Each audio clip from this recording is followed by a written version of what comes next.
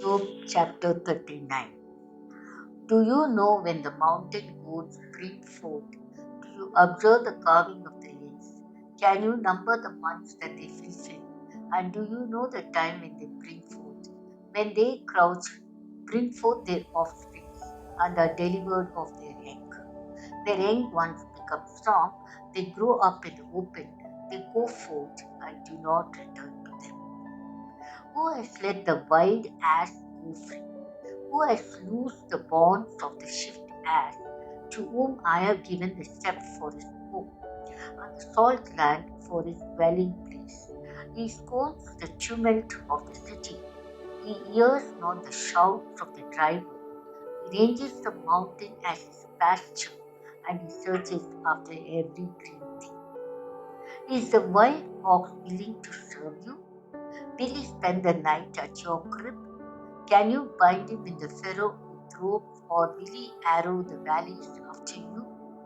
Will you depend on him because his strength is great?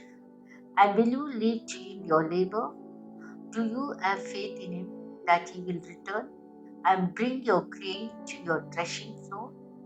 The wings of the ostrich wave proudly, but are they the pinions and plumage of dove? For she leaves her egg to the earth and lets them be warm on the ground, forgetting that a foot may crush them and that the wild beast may trample them. She deals cruelly with her young as if they were not hers. Though her labor be in vain, yet she has no fear, because God has made her forget wisdom and given her no share in understanding. When she rouses herself to flee, she laughs at the horse and his rider. Do you give the horse his might? Do you clothe his neck with strength? Do you make him leap like the locust? His majestic snorting is terrible. He paws in the valley and exults in his strength. He goes out to meet the weapons. He laughs at fear and is not dismayed. He does not turn back from the sword. Upon him rattle the quiver, the flashing spear, and the javelin. With fierceness and rage, he swallows the ground. He cannot stand still at the sound of the trumpet. When the trumpet sounds, he says, Aga. He smells the battle from far, the thunder of the captains and the shouting. Is it by your wisdom that the ox soars and spreads his wings towards the south? Is it at your command that the eagle mounts up and makes his nest on high? On the rock he dwells and makes his home in the fastness of the rocky crag. Thence he spies out the prey, his eyes behold it afar off. His young ones suck up blood, and where the slain are, there is he. Job chapter 14. And the Lord said to Job, Shall a fault finder contend with the Almighty? He who argues with God, let him answer it. Job's response to God. Then Job answered the Lord, Behold, I am of small account. What shall I answer thee? I lay my hand on my mouth. I have spoken once, and I will not answer twice, but I will proceed no further. God's challenge to Job. Then the Lord answered Job out of the whirlwind. Gird up your loins like a man. I will question you, and you declare to me. Will you even put me in the wrong? Will you condemn me that you may be justified? Have you an arm like God? And can you thunder with a voice like this? Deck yourself with majesty and dignity. Clothe yourself with glory and splendor. Pour forth the overflowings of your anger, and look on every one that is proud and abase him. Look on every one that is proud and bring him low, and tread down the wicked where they stand. Hide them all in the dust together, bind their faces in the world below. Then will I also acknowledge to you that your own right hand can give you victory. Behold, Begomet, which I made as I made you. He eats grass like an ox. Behold, his strength in his loins, and his power in the muscles of his belly. He makes his tail stiff like a cedar. The sinews of his thighs are knit together. His bones are tubes of bronze, his limbs like bars of iron. He is the first of the works of God. Let him who made him bring near his sword, for the mountains yield food for him, where all the wild beasts play. Under the lotus plants he lies, in the covert of the reeds and in the marsh. For his shade the lotus trees cover him, the willows of the brook surround him. Behold, if the river is turbulent, he is not frightened. He is confident, though Jordan rushes against his mouth. Can one take him with hooks or pierce his nose with a snare? Job chapter 41. Can you draw out Leviathan with a fish hook or press down his tongue with a cord? Can you put a rope in his nose or pierce his jaw with a hook? Will he make many supplications to you? Will he speak to you soft words? Will he make a covenant with you to take him for your servant forever? Will you play with him as with a bird? Or will you put him on leash for your maidens? Will traders bargain over him? Will they divide him up among the merchants? Can you fill his tent with harpoons or his head with fishing spears? Lay hands on him. Think of the battle. You will not do it again. Behold, the hope of a man is disappointed. He is set low even at the sight of him. No one is so fierce that he dares to tear him up. Who then is he that can stand before me? Who has given to me what I should repay him? Whatever is under the whole heaven is mine. I will not keep silence concerning his lips, or his mighty strength, or his goodly frame. Who can strip off his outer garment? Who can penetrate his double coat of mail? Who can open the doors of his face?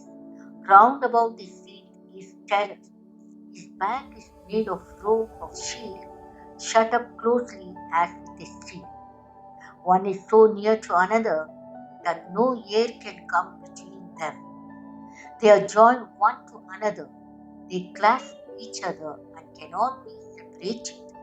His sneezing flash forth light, and his eyes are like the eyelids of the dawn. Out of his mouth go flaming torches, sparks of fire leap forth.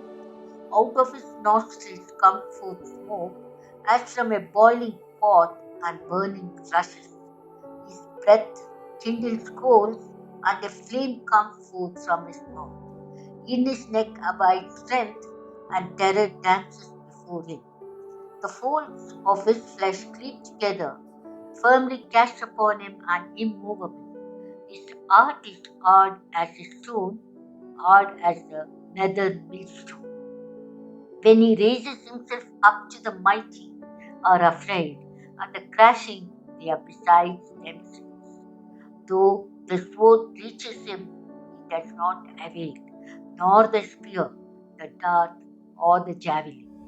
He counts iron as straw and bronze as rotten wood. The arrow cannot make him flee. For him, sling stones are turned to stubble. Clubs are counted as stubble. He laughs at the rattle of the javelins. His underparts are like sharp pot shreds. He spreads himself like a threshing sledge on the mire. He makes a deep boil like a pot. He makes the sea like a pot of ointment. Behind him he leaves a shining lake. One would think the deep to be boiling. Upon earth there is not his like, a creature without fear. He beholds everything that is high. He is king over all the sons of light. Job chapter 42. Job is humbled and satisfied. Then Job answered the Lord, I know that thou canst do all things, and that no purpose of thine can be thwarted. Who is this that hides counsel without knowledge?